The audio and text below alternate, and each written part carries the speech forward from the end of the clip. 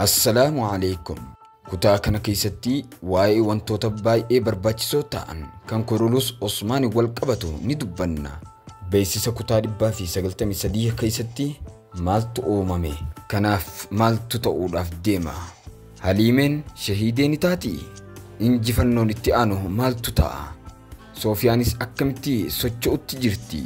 Dhumni isiitoo dhufaa jira? Kanneen wal qabatee deebisaa muraasa haa deebisnu. Gaafii ariifachiisaa Usmaan Bey masaraa weeraree carraaqqii tokko maletti yookaan lifaatii tokko malee fudhate. Masaraan kun galme isaa isa jalqabaa ture. Duula yookaan lola haarawaa jalqabe keessatti ka'ee xiyyeeffannaa isaa itti aanu masaraa hooggansaa Madarniidha ture. Kilaawudiyuus karoora Usmaan kanaa baree jira. Inni illee kan baruu danda'e gantuu Yigit irraa baruu danda'ee jira.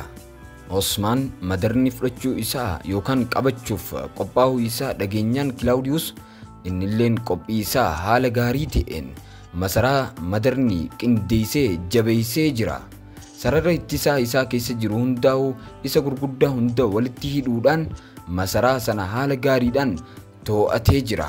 Garuu Turgut Ghaziin kana irratti shakkii guddaan tokko isa keessatti mul'atee jira.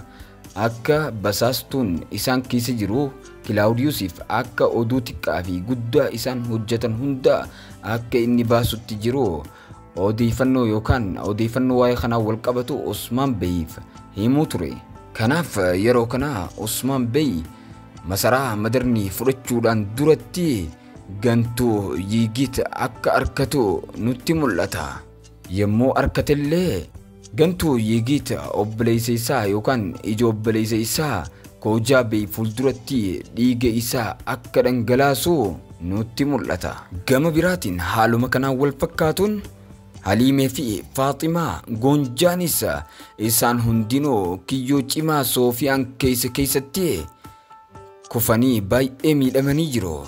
Haliimeen garuu harka Soofiyaatti miidhaan cimaan irra gahee kiyyoo kana keessa jirti yookaan miidhamtee siree ciisinsaarra jirti.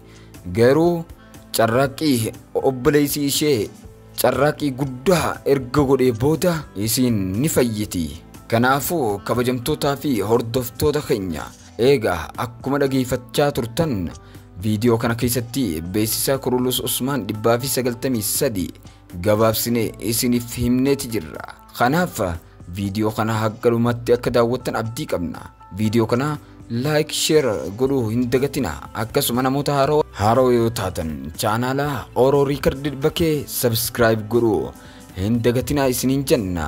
Haga xiinxala kutaa 193 walitti dachaanutti nagaan nuuf tura.